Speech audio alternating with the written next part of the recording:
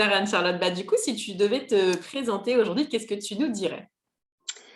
Je suis une jeune femme de 34 ans qui est une femme active, mère de famille, qui a une multiple vie professionnelle, un parcours qui pourrait paraître compliqué et qui a été très compliqué pour trouver un travail, mais qui en fait aujourd'hui, j'ai réussi à en faire une force et par mes futurs employeurs, en tout cas, c'est vu comme une force. Donc voilà.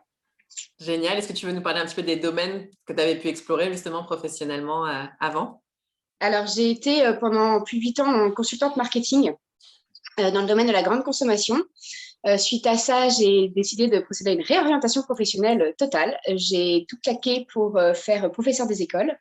Malheureusement, enfin, j'ai professé pendant un an. J'ai beaucoup appris. Néanmoins, je me suis confrontée à une réalité à laquelle je n'étais pas prête et qui ne correspondait pas finalement au challenge professionnel que je recherchais. Donc, j'ai décidé de quitter ce poste. Suite à ça, enceinte, j'ai pris un congé parental plus ou moins forcé parce que le Covid est passé par là et j'ai décidé de me remettre en selle il y a un an. Accompagnée, très bien accompagnée, surtout d'un point de vue confiance en moi, parce que je me disais que finalement, mon parcours et mon profil ne valaient rien, n'étaient pas du tout revendables sur le marché. Et en fait, Hélène m'a réussi à me prouver qu'au contraire, il fallait que j'en fasse une force, que je pouvais être fière de ce que j'avais fait et qu'il fallait que je le valorise. Donc voilà.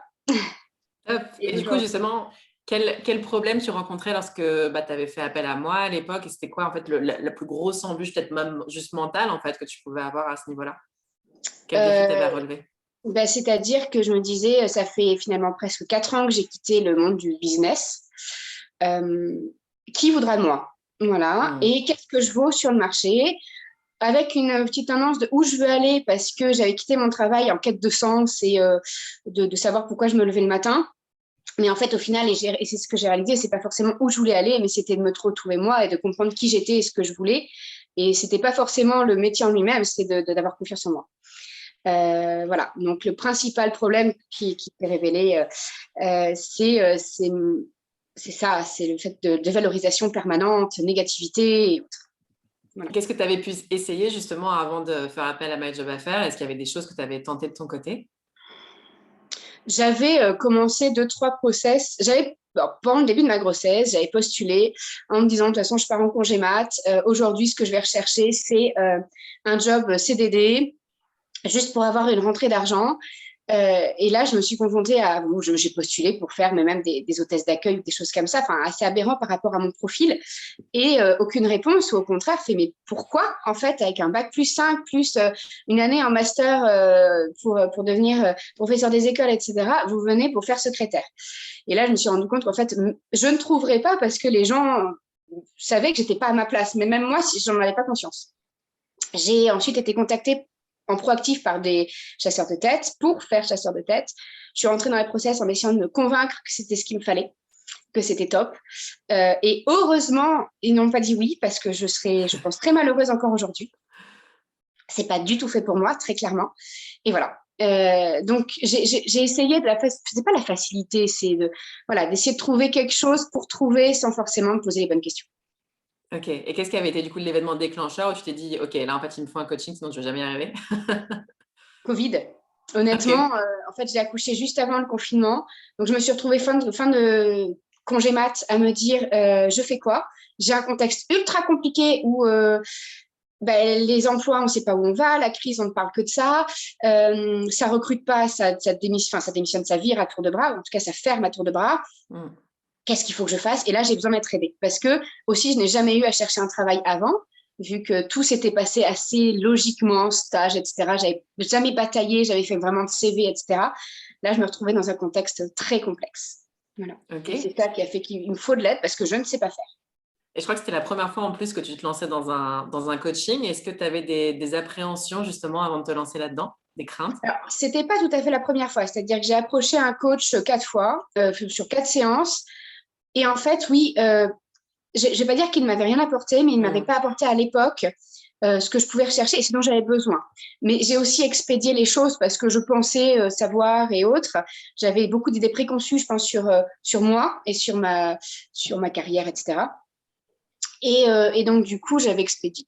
Donc, j'avais un peu peur de me dire, tout le monde parle de coaching, c'est finalement très à la mode, etc. Voilà, est-ce que ça a vraiment apporté quelque chose? Et en fait, c'est au premier contact où j'ai remarqué, finalement, le feeling est passé très rapidement. Et c'est là que je me suis dit, bah, c'est peut-être que j'ai trouvé la bonne personne pour m'accompagner, qui va me comprendre. Je pense qu'il y a aussi cette dimension jeune dans la tendance, très branchée, nouvelle entreprise, nouvelle technologie, tendance, nouvelle tendance. Et c'est là que je me suis dit, voilà, ça va apporter quelque chose. Au départ, j'étais un peu sceptique. Quand j'ai pris la job interview, là, Le career date. voilà, la career date, j'y allais en me disant, j'ai rien à perdre. Voilà. Et en fin de compte, très, très convaincue à ce premier échange. Et voilà. Ok. Quel était l'enjeu du coup du coaching pour toi? C'était quoi les objectifs que tu t'étais mis au départ en tête? C'était trouver, en fait, ne plus avoir à faire de saut de puce professionnellement, c'est-à-dire trouver un endroit où j'avais envie de m'installer sur du long terme, construire une carrière, évoluer, grandir avec l'entreprise, prendre des responsabilités, enfin tout ça, voilà. Je suis pas du tout branchée normalement à changer. Je suis restée 6 ans au départ dans la même entreprise pour me rendre compte que les valeurs ne fitaient pas avec ce que j'étais à ce moment-là. Mais j'aime voilà, la stabilité, mais avec un côté challenge. Et c'était un peu ça le truc, c'est que je suis drivée par le challenge et je me lasse assez vite. Donc, il faut une entreprise qui bouge beaucoup. Et là, j'avais besoin d'être accompagnée pour trouver ça. Ok. Et du coup, est-ce que tu arrives à me dire ce que les choses dont tu as pris conscience grâce à ce coaching, si tu devais en ressortir les 3 à 5 points qui t'ont particulièrement marqué, qui ont vraiment été des prises de conscience pour toi, qui t'aident peut-être encore aujourd'hui? Prendre le temps de réfléchir, ne pas foncer tête baissée, de se poser les bonnes questions. Donc, c'est voilà, prendre le temps pour soi, pour sa réflexion. En deuxième point, c'est, je pense qu'avant d'envisager une stabilité, il faut envisager, enfin une stabilité professionnelle, il faut envisager une stabilité personnelle. Et ça, c'est un très gros chantier pour tout le monde, hein, pas que pour moi, mais je pense que voilà, il faut en commencer par là. C'est pas facile hein, de se bouger, de se secouer un peu les puces et voilà. Mais donc prendre le temps, penser perso avant de penser pro. Et puis aussi ne pas avoir peur parce que en fait là je suis embauchée dans une entreprise où j'aurais même pas pensé pouvoir espérer postuler. Enfin, pour moi c'est un peu le graal de ce que je recherchais en termes de style d'entreprise. Donc ça allie la stabilité, le challenge, ça allie la reconnaissance finalement professionnelle, les employés sont valorisés. Enfin voilà, c'est tout ça. Je pensais même pas pouvoir y avoir accès avec mon parcours. Et voilà, en fait c'est juste tenter les choses, ne pas avoir peur. Trop cool. Et tu as vraiment raison. Il y a plein de choses qu'on peut même pas oser imaginer à un moment donné. Et finalement, quand tu vois que, en fait, c'est juste encore une fois une porte, il suffit de frapper et tu vois ce qui se passe derrière. Mais il faut déjà oser frapper à cette porte. Donc, carrément, bravo d'avoir passé le pas en tout cas, parce que le résultat est là aujourd'hui. Est-ce que tu arriveras à nous partager du coup ce qui t'a le plus plu dans ce coaching, dans le sens, ce qui a fait que tu as réussi à rester motivé sur toute la longueur et ce qui a fait que justement tu sentais que c'était vraiment le bon fit cette fois-ci par rapport à l'autre expérience que tu avais pu avoir avant? Je pense qu'on est un peu câblé sur le même mood, plutôt positif, dynamique, pas de prise de tête, mais toujours sérieux. Et je pense que c'est ça qui m'a vraiment plu. J'avais pas quelqu'un d'austère en face de moi. À la fois, j'avais pas quelqu'un de m'en foutiste. Ça, j'aurais pas non plus supporté. Mais voilà, tout est cadré, mais c'est dans la bonne humeur. Et c'est là, en fait, qui m'a dit, j'avais pas, sans moi, j'ai dit, oh là là, il va falloir que j'écroche mon téléphone pour avoir mon coaching, zut. Bon. Tout se faisait dans la bonne humeur. Ensuite, ce qui m'a particulièrement plu, c'est que tu recentrais le débat. Enfin, en fait, tu t'arrivais à capter le mot que je disais à ce moment-là, qu'ils attendent. En fait, on ne parle pas du bon truc, là, on va prendre ça et on va tirer le fil de ça.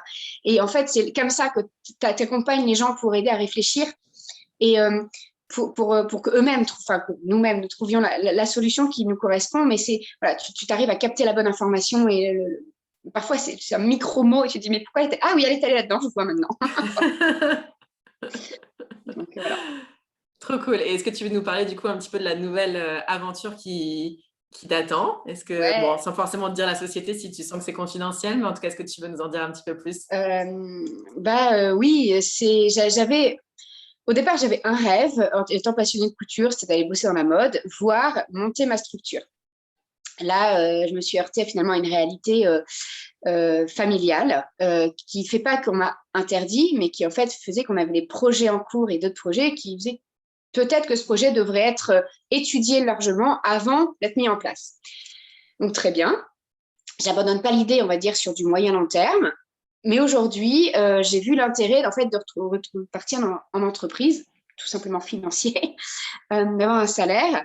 Euh, j'ai eu un moment on va dire, de me dire, tant pis, je prends le premier truc qui passe, il me faut un salaire, point. Et en fait, là où tu m'as beaucoup accompagnée en disant, attends, non, mais on va recentrer. OK, tu peux pas monter dans l'entreprise, mais qu'est-ce que tu peux faire qui peut te plaire dans une entreprise existante? Et là, j'ai beaucoup réfléchi. Je cherchais une start-up ou une scale-up.